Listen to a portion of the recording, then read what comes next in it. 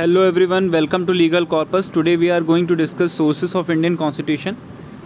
This topic is very essential for the law student as well as competition aspirants. और आज हम देखेंगे इसमें कि कॉन्स्टिट्यूशन जब बना, हमारे देश का संविधान बना, तो कहाँ से किस किस कंट्री से कौन सी चीज़ें ली गई जिससे हमारा जो संविधान है वो एक लिखित तौर से सबसे बड़ा संविधान माना गया। तो चलिए आइए देखते हैं। देखने से पहले मैं आपको बता दूं कि there total 10 countries and US and UK यानी अमेरिका और इंग्लैंड जो प्रेफरेंशियल कंट्रीज़ हैं जहां से सबसे ज़्यादा चीज़ें ली गई हैं, और 10 कंट्रीज़ टोटल हैं और 2 कंट्रीज़ प्रेफरेंशियल हैं जिन्हें आप याद रखिएगा, अमेरिका और UK। पहले नंबर पर अमेरिका है जिससे सबसे ज़्यादा चीज़ें ली गई हैं और दूसरे नंबर पर UK। तो इन कंट्रीज़ के नाम देख लेते हैं। पहला है UK, दूसरा है यूनाइटेड स्टेट ऑफ अमेरिका, तीसरा है कनाडा, चौथा है आयरलैंड, पांचवा है ऑस्ट्रेलिया और छठा है जर्मनी, सातवां है साउथ अफ्रीका, आठवां है रशिया और नौवां है जापान और 10वां है France.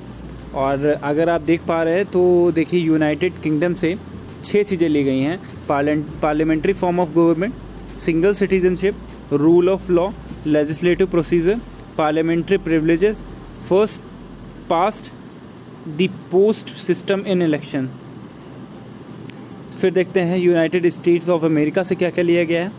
Fundamental rights, supremacy of constitution, independence of judiciary, judicial review की power, election of the head of state, impeachment of the president and its procedure, post of vice president, financial emergency.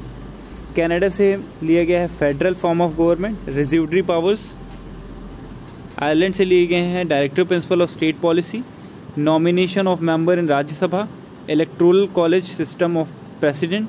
Australia से लिया गया है preamble, concurrent list, division of powers of between state and central.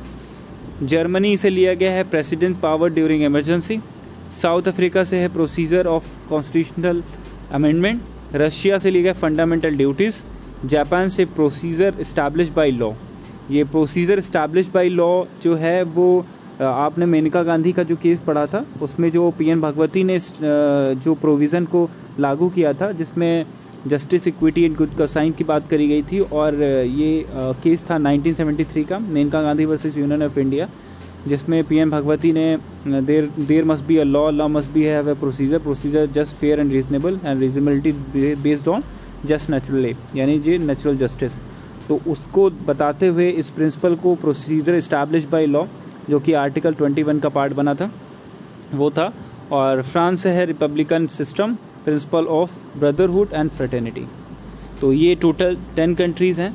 और अगर आप ये video अगर download कर लेते हैं और इसको 1-2 बार देखते हैं तो आपको ये सब चीज़ें याद हो जाएंगी।